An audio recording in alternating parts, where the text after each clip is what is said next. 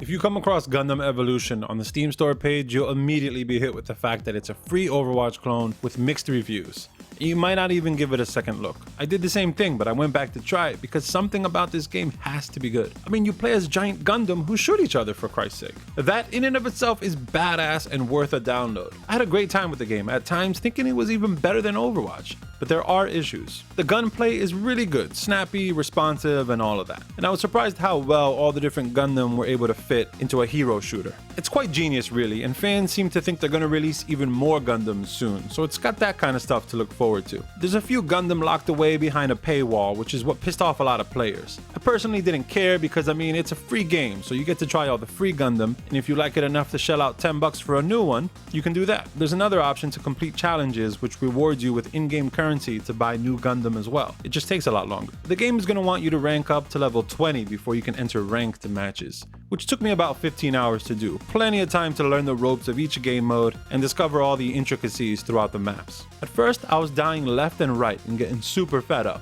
I buckled down on 2 Gundam at the start.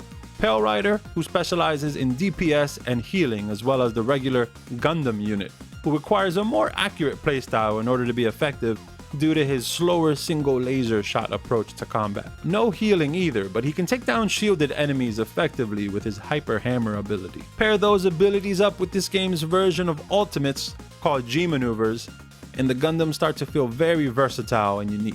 Most of the time you'll have a teammate playing a support class hero, which takes care of any healing you need, in addition to a large number of healing pods scattered throughout the map. Facing off against melee class heroes in this game will take some time to get used to. Enemy players who choose melee characters like Zaku 2 and Barbados come across as gods on the battlefield if you don't know how to properly counter them. Something you'll only learn by dying to them numerous times, which could easily get really frustrating but rewarding once you learn how to counter them. Once you decide on a Gundam, you take part in 6v6 matches where a team fights for control of an A point and a B point, while the opposing team defends these points, in addition to a second game mode where both teams fight for control over points within a certain time limit. The team with the most time in control of the points wins. No payloads to move, which I will admit I missed, but no big deal. With the variety of these game modes spread across a good selection of maps was good enough for me. The maps do an okay job of showcasing how big these Gundams are meant to be, with the little roadways, street lamps, and cars making you feel like Godzilla trampling through cities. It's honestly fun to look around between matches, regardless of how mediocre the graphics may appear. Environments leave a bit to be desired when compared to other games like Overwatch, Apex Legends, and even Fortnite, but it doesn't look horrible. The main issue with these team-based shooters is that every team member has to carry their weight in order to win. There were countless times I'd start a match and immediately could tell we were going to lose, whether it be me who was having a bad game or the team simply not working together, going off in different directions, or sitting at enemy spawn areas getting annihilated. The feeling of hopelessness early on is brutal, especially knowing that there's at least another round to go. And of course there's times where the team pulls it together and you make a comeback. It's an emotional roller coaster, this game, so be prepared for that. At the time of this review, there's a blatant disconnect issue. It seems like 20% of the time, there's a player who decides to either disconnect, or maybe they have connection issues and end up leaving a match. Which is whatever, but that missing spot on the team does not get backfilled, resulting in an early termination of the game, or even worse, being forced to play with only 5 players against a full team. A guaranteed loss. It doesn't help that voice chat is not embraced among the players for a game heavily reliant on team communication. You'd think players would have mics set up.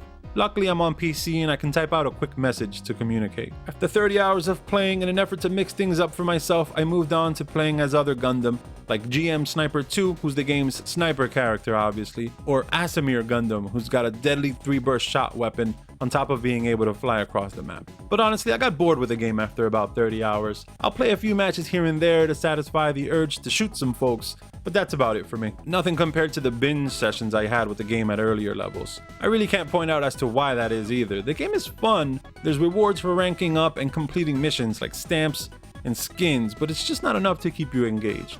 It doesn't help that Overwatch did all of this first and arguably did it better.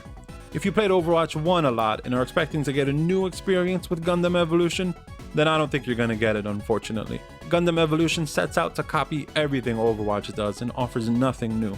It feels like a lesser experience all around, with exception to how the Gundam move around the map.